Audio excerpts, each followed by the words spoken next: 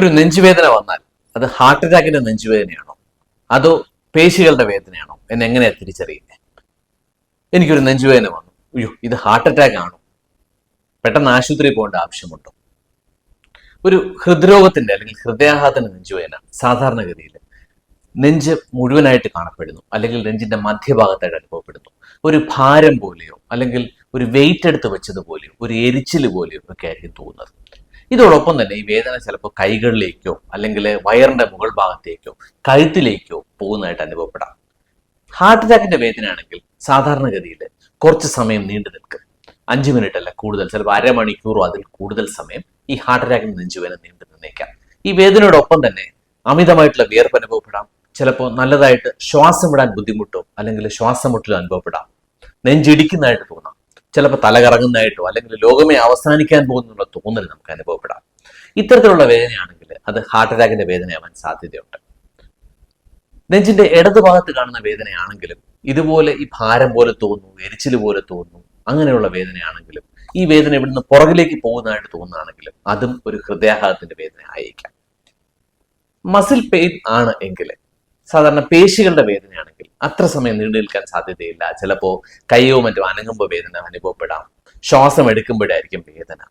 ഇനി ഹൃദ്രോഗമല്ലാതെ മറ്റ് ഒരുപാട് കാരണങ്ങൾ കൊണ്ട് നെഞ്ചിൽ വേദന അനുഭവപ്പെടാം. അത് ചിലപ്പോൾ ഇവിടുത്തെ പേശികളുടെ വേദനയായിരിക്കാം, ചിലപ്പോൾ നമുക്ക് ഗ്യാസിന്റെ കൊണ്ടുള്ള വേദനയായിരിക്കാം, അല്ലെങ്കിൽ ആസിഡിറ്റി കൊണ്ടുള്ള വേദനയായിരിക്കാം. മറ്റു ചിലർക്കാകട്ടെ ചിലപ്പോൾ ഈസഫെജൈറ്റിസ് എന്ന് പറയുന്ന അന്നനാളത്തിന്റെ വീക്കം കൊണ്ടുള്ള വേദനയായിരിക്കാം.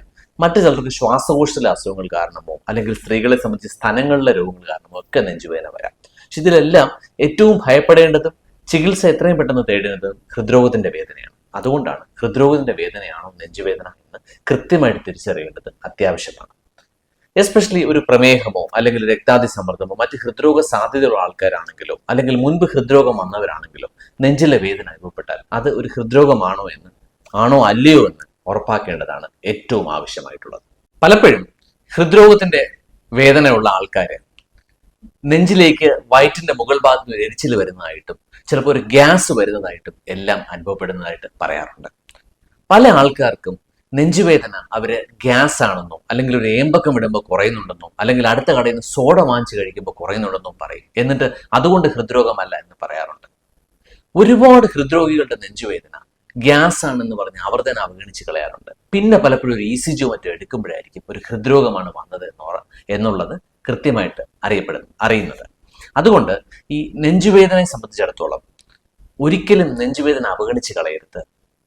വയറിന്റെ മുകൾ ഭാഗത്ത് നിന്ന് വരുന്ന വേദന നെഞ്ചിലേക്ക് പടർന്ന് ഒരു എരിച്ചിലായിട്ട് തോന്നുകയോ ഏമ്പക്കം വിടുമ്പോൾ വേദന മാറുന്നതായിട്ട് തോന്നുകയോ അതോടൊപ്പം തന്നെ വേദന ഒരുപാട് സമയം നിൽക്കുകയോ ചെയ്താൽ അത് ഹൃദ്രോഗമാണോ അല്ലയോ എന്ന് ഉറപ്പാക്കുക. കാര്യം ഹൃദ്രോഗം അഥവാ ഹൃദയാഘാതം എത്രയും പെട്ടെന്ന് ചികിത്സിച്ചാൽ റിസൾട്ട് വളരെ നല്ലതാണ്. പൂർണ്ണമായിട്ടും ചികിത്സിച്ച് ഭേദമാക്കാനും സാധിക്കുന്ന ഒരു രോഗമാണ് ഒരു ഹൃദ്രോഗം.